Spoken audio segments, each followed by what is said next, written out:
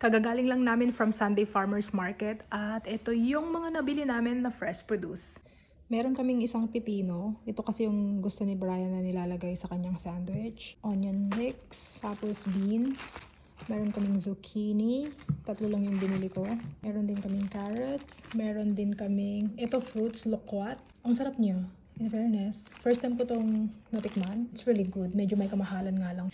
Meron din kaming patatas, broccoli.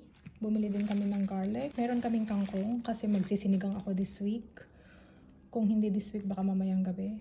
Cabbage and sweet potatoes kasi nagustuhan namin last week.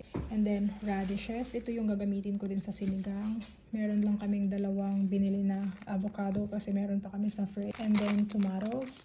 Meron kaming capsicum, bean sprouts, utong. Ano na nga ang tawag dyan sa Tagalog? Uy, utong, talong, okra para sa sinigang.